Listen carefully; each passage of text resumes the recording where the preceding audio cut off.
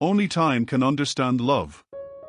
Once upon a time, there was an island where all the feelings lived: happiness, sadness, knowledge, and all of the others, including love.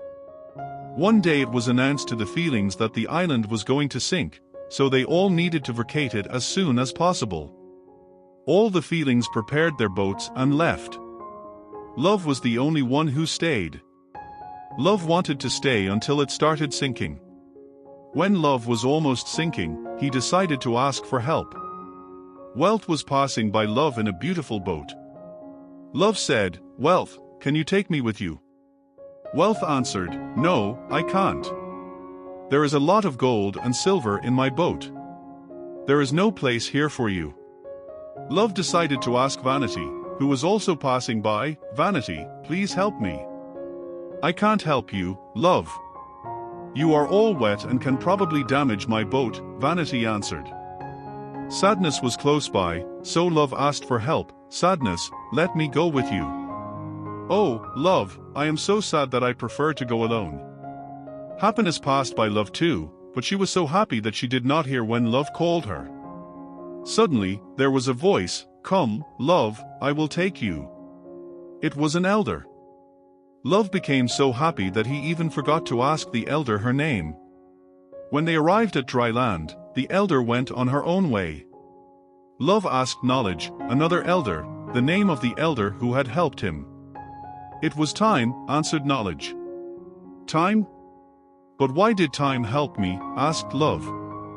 "Because only time can understand how valuable love is," answered Knowledge. The next story. The Wet Pants. There was a 9-year-old kid sitting at his desk, and all of a sudden, there was a puddle between his feet and the front of his pants got wet too. He thought his heart was going to stop, and he couldn't imagine how this might have happened. It had never happened before. He knew that if the boys find out about it, he will be teased all the time at the school. When the girls find out, they'll never speak to him again as long as he lives. The boy put his head down and prayed for a miracle. He knew that if anyone notices what he had done, he will never be able to face anyone in the school anymore. He looked up and he noticed a teacher who was approaching him. As the teacher was walking toward him, a classmate named Susie, who was carrying a goldfish bowl filled with water, tripped in front of the teacher and inexplicably dumped the bowl of water in the boy's lap.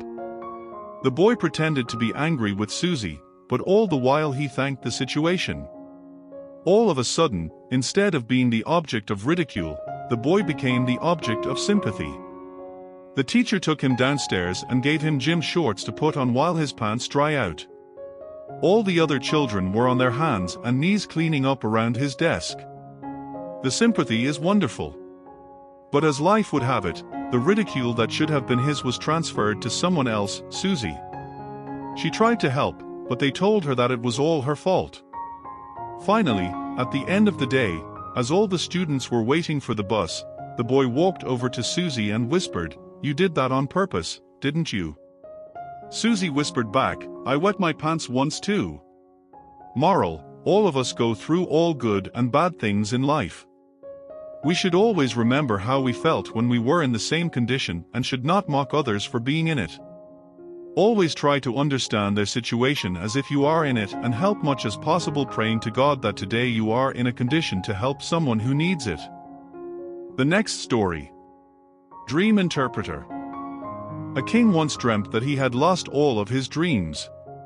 So, naturally, the king wanted to learn what his weird dream meant. So, he summoned the kingdom's 2 best dream interpreters to decipher his dream's meaning. The first man said that the dream foretold that all of the royal family would die and he would be left all alone. Hearing that, the king had the guards punish the interpreter for such terrible news. The second man was sharp-witted and had seen the fate of the earlier man. He told the king that the dream meant that the king would live longer than the royal family. The king was delighted to hear about this and presented him with gifts. The interpretation of the second man was no different from the first man. They meant the same thing: the royal family would perish, leaving the king alone. But while the king punished the first dream interpreter, the second man was given treasured gifts. Moral: the same message can be delivered in many ways. It is essential to learn to communicate correctly. It is not always about what you say but also how you say it. Thanks for watching this video. Please subscribe to the channel and like this video. Thank you very much.